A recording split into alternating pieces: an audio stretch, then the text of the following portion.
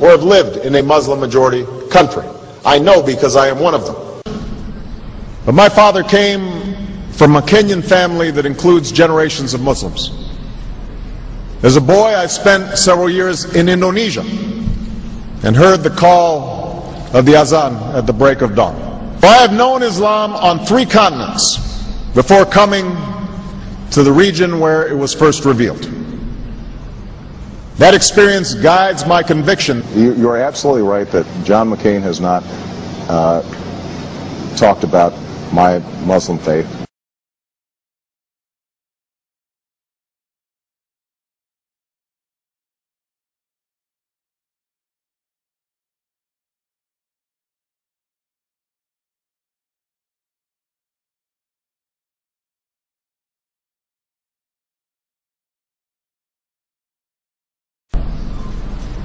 As the Holy Quran tells us, the Holy Quran teaches that, the Holy Quran tells us, and the Holy Quran also says,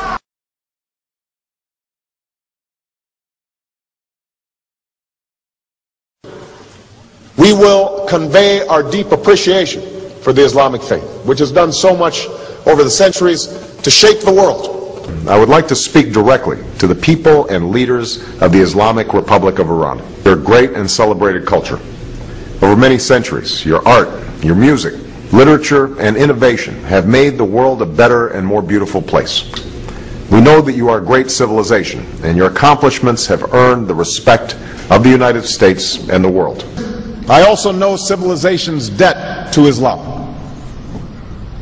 It was Islam at places like Uluzala that carried the light of learning through so many centuries, paving the way for Europe's Renaissance and Enlightenment. It was innovation in Muslim communities that developed the order of algebra, our magnetic compass and tools of navigation, our mastery of pens and printing, our understanding of how disease spreads and how it can be healed. Islamic culture has given us majestic arches and soaring spires, timeless poetry and cherished music, elegant calligraphy, and places of peaceful contemplation. They have fought in our wars, they have served in our government, they have stood for civil rights, they have started businesses, they have taught at our universities, they have excelled in our sports arenas, they've won Nobel Prizes, built our tallest building, and lit the Olympic torch. And when the first Muslim American was recently elected to Congress, he took the oath to defend our Constitution using the same Holy Quran. In ancient times and in our times, Muslim communities have been at the forefront of innovation and education.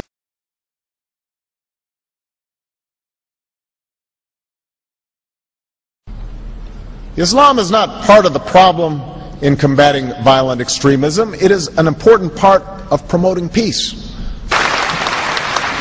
The enduring faith of over 1 billion people is so much bigger than the narrow hatred of a few. In the United States, rules on charitable giving have made it harder for Muslims to fulfill their religious obligation. That's why I'm committed to working with American Muslims to ensure that they can fulfill zakat. It is important for Western countries to avoid impeding Muslim citizens from practicing religion as they see fit. And I consider it part of my responsibility as President of the United States to fight against negative stereotypes of Islam wherever they appear.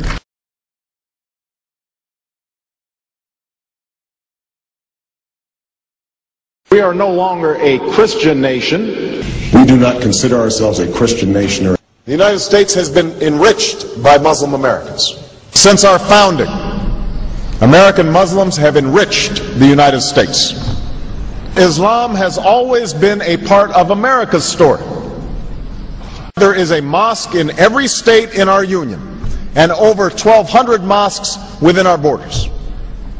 One of the points I want to make is that if you actually took the number of Muslims Americans, we'd be one of the largest Muslim countries in the world. Let there be no doubt, Islam is a part of America.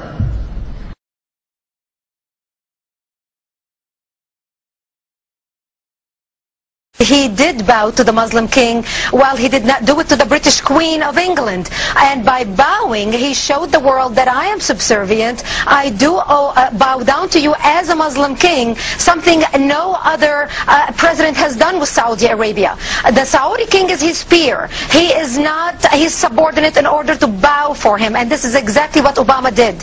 Usually it is out of respect that someone would nod his head when bowing to royalty, and the ladies will give curtsy. But Obama went beyond what is required as a head of state and bowed to the Saudi king, and that's unacceptable. It sent the wrong symbol. When you say it sends the wrong signal, what signal do you think it sends? It sent a message that Islam is superior to any other master or king or president in the world, that an American president bowed to a Muslim king. It also sent a message that terrorism and jihadism is giving Islam the respect it should have on the world stage, to the point that it made an American president, for the first time in history, bow to a Muslim king.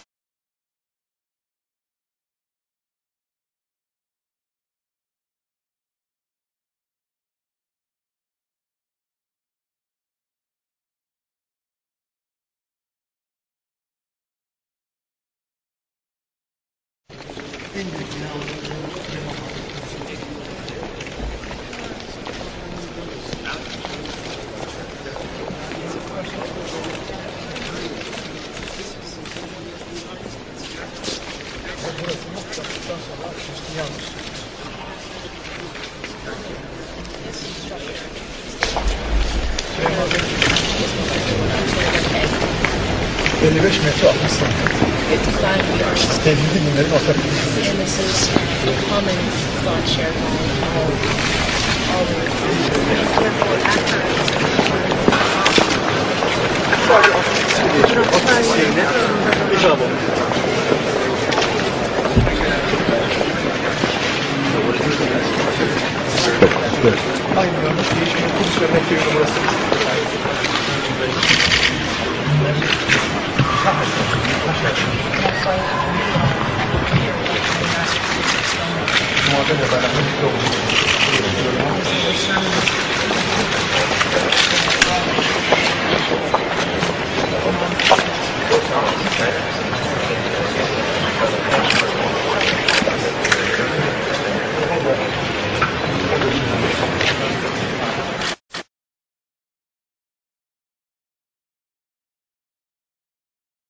Presidential candidate Barack Obama is trying to change political fashion. He gave a speech in Iowa City today, and he wasn't wearing an American flag pin. Those pins have become synonymous with politicians since 9/11. Obama says he doesn't like how the pin has come to represent patriotism in America.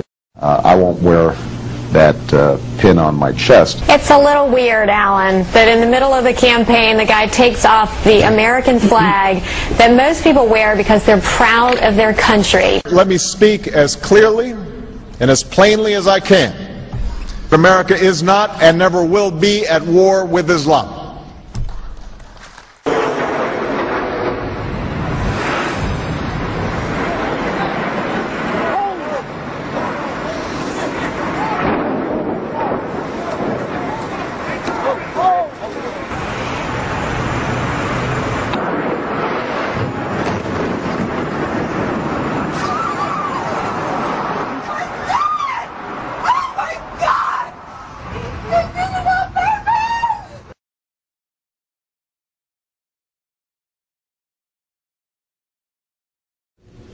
Thank you. And Eid Shoma Mubarak.